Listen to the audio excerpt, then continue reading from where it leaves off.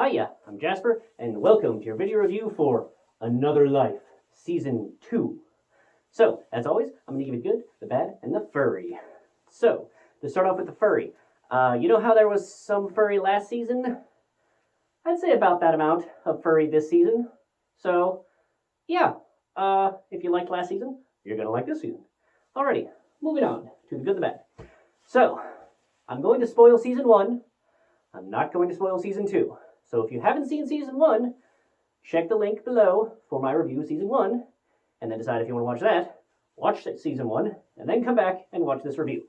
So, spoiler alert for Season 1 is complete. Now, on to Season 2. Stars the same people, almost, but as you noticed from the first season, some people get killed off, and then they wake up other crew members. I will say that in this season, they kind of pushed my believability of this a little bit. So, I don't think this is a spoiler, but it does happen, halfway in the second season. I'm going to try and be as vague as possible, but a little bit of things. So, here's the thing. This trip in Season 1, they were like, it's 3 months out, it's 3 months back. We're just going to investigate whatever the thing was happening. And in this season, there's like 2 or 3 episodes. Maybe it was just 2.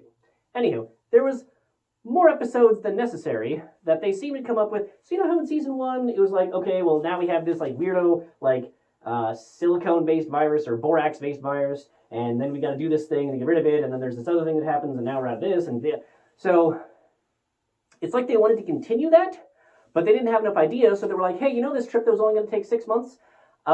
We also, some reason in this ship that is, in my opinion, clearly not big enough to hold that many people, that much equipment, but whatever.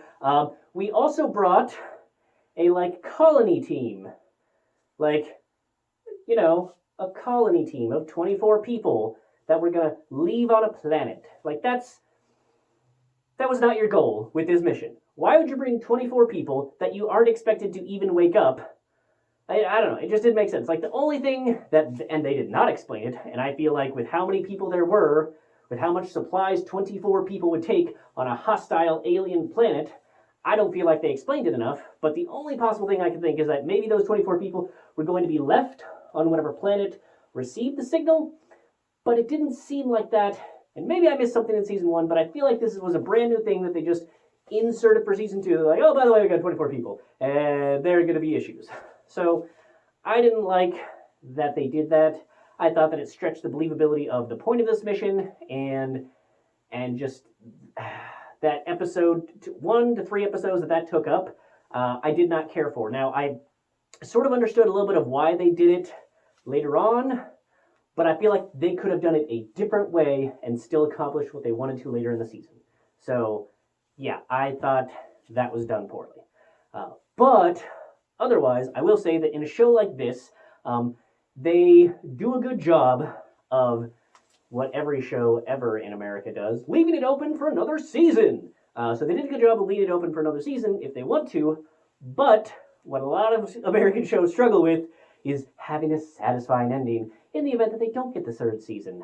And in this case, I have no idea if they're going to get a 3rd season, but they ended Season 2 in a very good way. I thought that they completed the season in a way that was satisfactory, that they solved enough of their problems, that they did enough things that I thought that it went well. And I liked it. So, yeah, overall, I would say that if you like Season 1, I'd say Season 2 overall is a little better. The one other thing that I didn't like about this is that at the end of Season 1, you saw that it was that William had sort of made another copy of Katie Sackhoff's character to try and work out some issues, and then that character ended up having becoming an AI of its own, and it became some other blonde chick. And the very beginning of this one, they were like, hey, you know that blonde chick? Yeah, now she's an Asian chick. And I felt like it was really more pandering than anything else. I felt like they just wanted somebody other than a white blonde chick in this show, and that's why they changed it. I don't think that they gave it a good enough reason, because at the very end of the episode, in Season 1, they were like, hey, I'm a totally different person now because I'm my own person. I'm not Katie Sackhoff anymore. I'm this person. And then at the very beginning of the next episode, essentially, if you were binge watching like I did, I binged Season 1 right to Season 2. In Season 1, She changed herself right at the end of the episode. And in season 2, they're like, "Who are you?" And she's like, "Shoop, nomination chick." And I'm like, why did you have it switch? So I'm hoping that it was more so some type of behind the scenes problem with maybe because of how long it took with COVID or whatever else that it took to get to season 2, that maybe that actress wasn't available for the rigors of a 10 episode series, so they had to change it anyway, so they just decided to do that. But if they were just like, well, if the out of series reason was that they didn't want another white blonde chick in the show, I don't think that was the right choice. That being said, the actress that they had, perfectly great. She did a really good job. I liked her character. I liked the choices that she made and the reactions and everything else. Like, great actress. So, no problems there. But yeah, the other thing is that it felt like they might have woken up a little too many people. Like, they might have had a bit too many people sleeping for the length of 3 month out, 3 month back mission. But, you know, even ignoring those 24 people.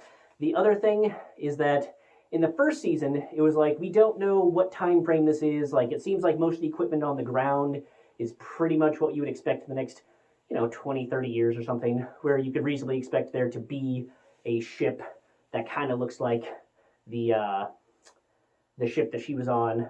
You could expect that to maybe happen in sometime in the next 50 years or something. And then the sci-fi conceit of like, and it has faster than light travel, and because we can't do a whole series in 0G, there's gravity for reasons. That was believable, and I liked that it didn't do a lot of the Star Trekkiness, because this is not Star Trek. I love Star Trek, but this was not Star Trek.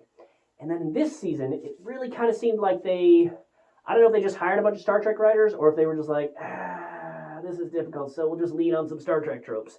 But they really leaned on some Star Trek tropes about, like, power distribution and about communication style things, and, like, having the shuttles, all these different shuttles, and then all these different powers and everything else, like, just how the ship operated in the cargo bay and this, that, and the other thing. Like, it seemed like they had some Star Trek style problems and capabilities in a ship that previously didn't seem like it was in a Star Trek style universe. Like, it seemed like it was a very utilitarian ship, and then in this season it seemed like they leaned a little bit more on the Star Trek thing, which, as much as I love Star Trek, I didn't like that direction as much. Again, overall, I still think if you like the first season, you're going to like the second season.